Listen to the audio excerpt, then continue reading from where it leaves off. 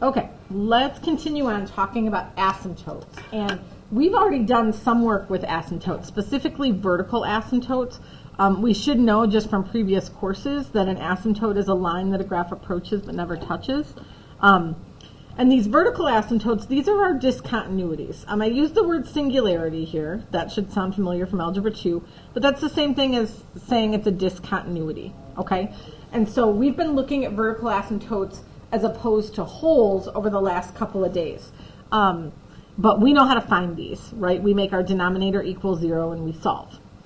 The new thing we're talking about today are these horizontal asymptotes, and those come from those limits to infinity. So kind of using the methods we were using up here, that's how we're going to find our horizontal asymptotes, is we're going to ask ourselves, what is this function doing over time? Okay, what is it approaching? So on the next page, I do have a space for us to kind of just jot down the difference between these asymptotes, okay? Vertical versus horizontal, because you're going to have a lot of questions that say exactly what this example does. Find the horizontal and vertical asymptotes, and the methods for finding these are two completely different things. So vertical asymptotes, that always comes from making your denominator equal to 0. So make denominator equal 0 and then solve it. Now I'm going to put a note in here that we should also watch out for removable discontinuities, because if it's removable, it's not an asymptote, right? So we should check and see if our asymptotes cancel out or if our discontinuities cancel out. But if we set the denominator equal to 0 and we solve, we're going to get like x equals some number. That is our vertical asymptote. And I cannot stress this enough. The x equals here is important. Okay? If you just say 5, I have no idea what that is. I don't know if it's an asymptote. I don't know if it's a line. I don't know if it's vertical or horizontal. But we have to say x equals this number. When we're looking for horizontal asymptotes, what we're going to do is we're going to ask ourselves, what is the limit as x approaches infinity on this particular function? And that's where we're going to use the methods that we were talking about a second ago with that end behavior model. If this comes out to be a number of some kind, then our horizontal asymptote is at y equals whatever that number is. Now, if it's not a number, if it's like an infinity or a DNE, then we just don't have an asymptote. But if there is a number there, that's where our asymptote is located. Okay? So we're going to try these for this example 3, and then I'll probably call that good for this video and do a new video on the last few examples. But the horizontal and vertical asymptotes, and again, two different strategies here. Let's start with the vertical. So for the vertical asymptote, what I'm asking myself is x squared equals 0. What does that mean x equals? I'm solving that like an equation. Well, I'll take a square root on each side and we end up with x equals 0. That's my vertical asymptote. We should be asking ourselves, though, is this a removable discontinuity? Because if it's removable, then I don't really have an asymptote here. And it almost looks like it is, but what ends up happening is x over x squared, you have two x's down here. One of them does remove, but you still have one. You still have an x on the bottom, which means that this x equals 0 is still a discontinuity. It's a non-removable discontinuity. Okay, I'm going to kind of do this and then just do all my horizontal asymptotes over here. So my horizontal asymptotes for this question, I'm doing a limit as x approaches infinity of this f of x function. And the most important thing here is that the x's on the bottom are going to grow faster than the x's on the top, right? This exponent means that my denominator is growing faster.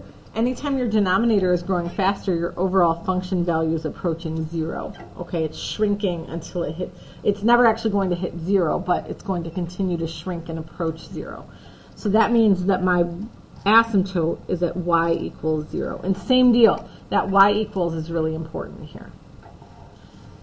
Okay, same thing with the next one. So we want a vertical asymptote. That means I have to take this and set it equal to 0 and solve.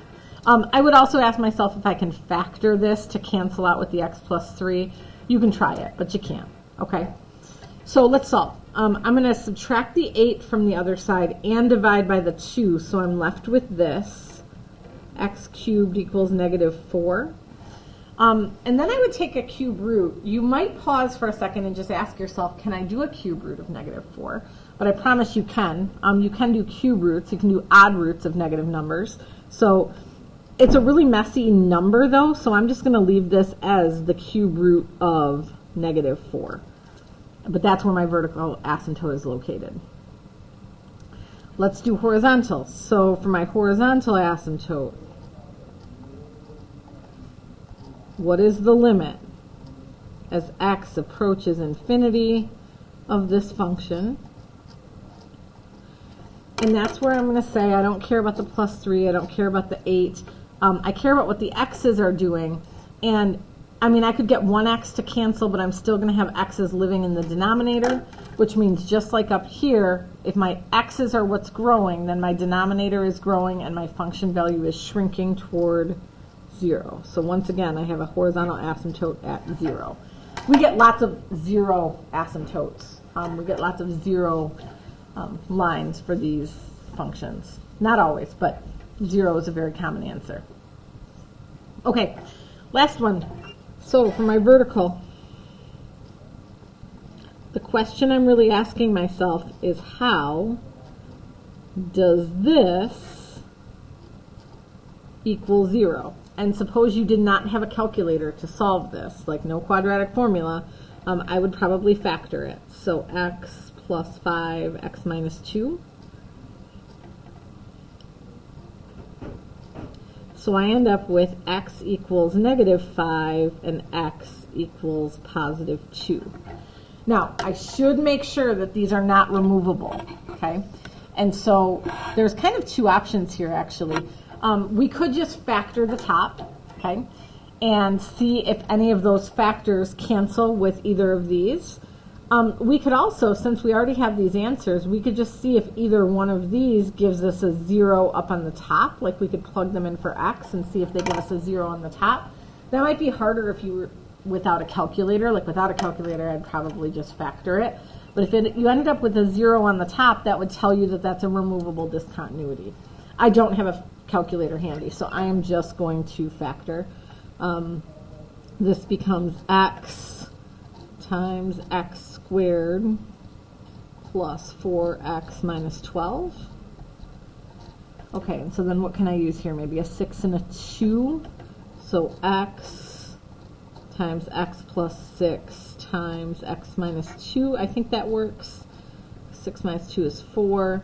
Okay, so 2, I have an x minus 2 top and bottom, which means that this is a removable discontinuity. This would actually be a hole, not an asymptote. Okay, but x equals negative 5 would still be a vertical asymptote. For my horizontal, I'm really doing the limit. And it is, I mean, it's the whole f of x function, but I want to remind you that what you're really thinking of when you do that is just, like I can get rid of this, and I can get rid of this, and I can think about x cubed over x squared. Well, x cubed over x squared would simplify to just x. Well, that limit is just going to go to infinity, because if it's just an x and I keep putting bigger numbers in, it's just going to keep growing. The other thing is you have bigger x's on top than on the bottom. That's just going to grow infinitely. So that means that there are no horizontal asymptotes here. So that should be enough to get you through homework for tonight. We will come back tomorrow and kind of hit the rest of those examples on the next page, because I think there's some good ones there. And then we'll kind of finish up the rest of the assignment from there. So, but hopefully that's enough to get you started. Come into class tomorrow ready to ask questions.